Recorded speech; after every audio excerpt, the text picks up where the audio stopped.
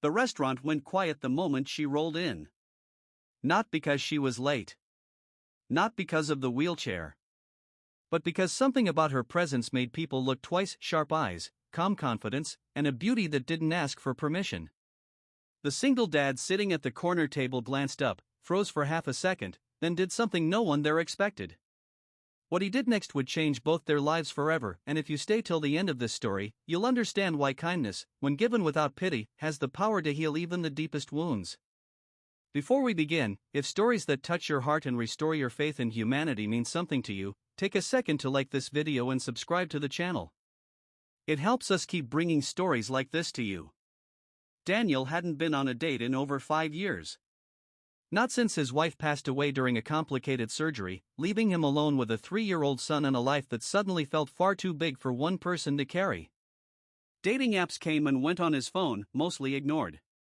But that night, after his son finally fell asleep clutching his superhero toy, Daniel accepted a blind date set up by a coworker who insisted, "You deserve happiness too." He didn't expect much. Maybe an awkward conversation, maybe polite smiles, and then back home before midnight. He wore his best shirt, the one without paint stains from his second job, and arrived early because being late made him anxious. He chose a modest restaurant, not fancy, but warm. Honest. Like him. When the hostess asked who he was waiting for, he answered nervously. "Her name is Claire." Then the door opened. The wheelchair wheels made a soft sound against the floor, barely audible, but loud enough to snap Daniel's head up. For a brief moment, his heart skipped, not out of disappointment, but surprise. His mind raced, not with judgment, but with fear of doing or saying the wrong thing. Claire entered with practiced grace, her posture straight, her expression unreadable. She scanned the room, met Daniel's eyes, and smiled. That's when everyone around noticed. Daniel stood up immediately. Not in panic. Not in pity. He walked over, knelt slightly so he was at eye level, and said with a gentle smile, "Hi. You must be Claire." "I'm Daniel. I'm really glad you're here." No hesitation. No awkward pause. Claire blinked. She'd been on dates before. Plenty of them.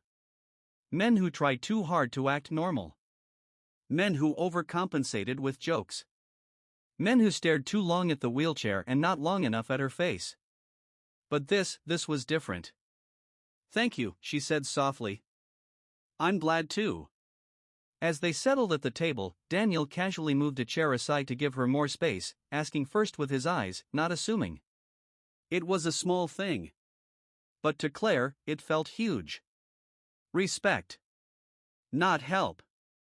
Not avoidance. Just respect. Conversation flowed slowly at first. Safe topics. Work. Food. The weather. Daniel talked about his son, Noah, with a light in his eyes that couldn't be faked. Claire listened, genuinely. Then she shared pieces of her life, not the headlines, not the accomplishments, just the human parts. That she loved old music. That she hated when people spoke louder to her as if her legs affected her hearing. That she missed dancing. At that, Daniel paused. "What kind of dancing?" She laughed, surprised. "All of it. But salsa most of all." "My wife loved salsa," he said quietly. The words came out before he could stop them. The table fell silent. "I'm sorry," Claire said. Daniel shook his head. "Don't be. Talking about her doesn't hurt anymore. Not like it used to." Claire looked at him closely then. Not with sympathy. With understanding. Halfway through dinner, the waiter approached with dessert menus. Claire declined politely. Daniel did too, then added, "But could we get 2 coffees?" They talked longer. About fear. About rebuilding. About the strange guilt of wanting happiness after loss. Claire didn't mention the accident that put her in the wheelchair until later, and when she did, Daniel didn't interrupt. Didn't rush her through it. He just listened. As the night wound down, Daniel hesitated, then stood up. This might sound strange, he said, rubbing the back of his neck, but there's a small park across the street. They have live music on weekends. Would you like to go there? Claire raised an eyebrow. Is it accessible? Daniel smiled. I checked before I suggested it. That stunned her. At the park, a local band played softly under string lights. Families laughed. Couples danced. Claire watched, something heavy settling in her chest. I used to dance, she said quietly. Daniel didn't say sorry. He didn't say anything at first. Then he held out his hand, not pulling, not insisting. Just offering. May I? She looked at his hand. Then at him. Her heart pounded. I'm in a wheelchair, she said.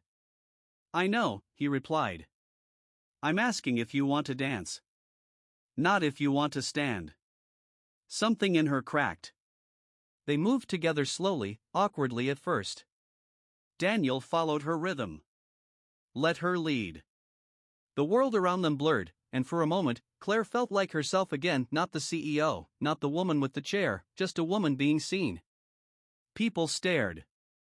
Phones came out. But Daniel didn't care. At the end of the song, Claire was crying. I can't remember the last time someone didn't make me feel like a problem to solve, she whispered. Daniel squeezed her hand. You're not a problem. You're a person. They parted that night with a hug that lingered longer than expected.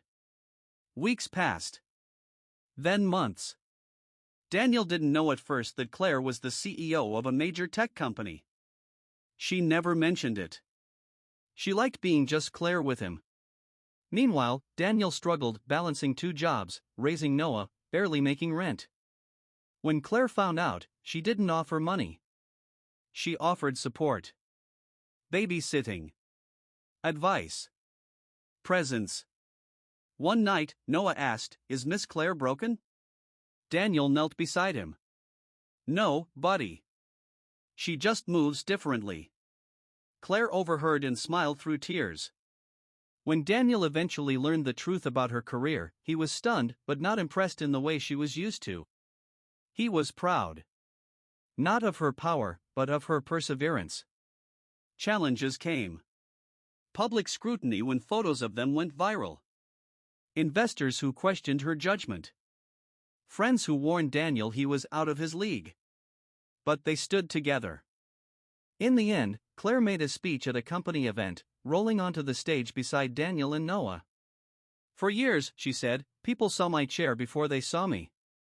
Then one man stood up, looked me in the eye, and reminded me that love doesn't need fixing, it needs understanding. The room erupted in applause. Daniel squeezed her hand. And Noah smiled, because his dad was happy again.